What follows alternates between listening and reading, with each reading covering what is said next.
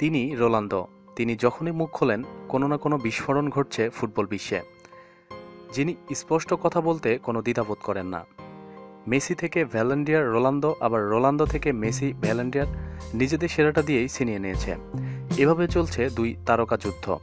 তবে এবার নিজ পুত্রকে রোনালদো শিখালো তিনি নয় মেসি সেরা। যদিও গত বছর ভ্যালেন্ডিয়ার ওয়েফা চ্যাম্পিয়ন লিগ সহ সব পুরস্কারই জিতেছেন রোনালদো, তবে ৫১ গোল করে ইউরোপের সর্বোচ্চ গোলদাতা কিন্তু মেসি। বর্তমান ফুটবল বিশ্বে আলোচনার সবচেয়ে জনপ্রিয় বিষয় হলো মেসি রোনালদোর মধ্যে কে সেরা। বার্সা ও আর্জেন্টাইন সমর্থকদের মতে মেসি কেবল এই সময়েরই নয়, এই গ্রহের সেরা ফুটবলার। আর রোনালদো ভক্তদের দাবি পরিসংখ্যান বিচারে মেসির চেয়ে অনেক এগিয়ে রিয়াল সুপারস্টার।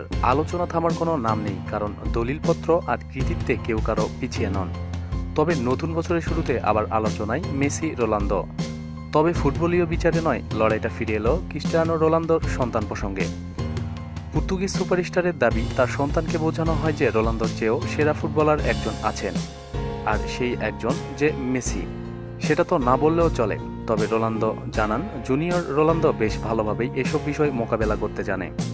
একটি মিশরীয় টেলিভিশনকে দেওয়া সাক্ষাৎকারে রোনালদো বলেন, অনেক মানুষ আছেন যারা তাকে রোনালদো জুনিয়র এটা বোঝাতে চেষ্টা করে যে তার বাবার চেয়েও সেরা আরেকজন ফুটবলার আছে। তবে আমার ছেলে আমার মতোই বুদ্ধিমান, সে জানে কিভাবে এসব পরিস্থিতি সামলাতে হয়।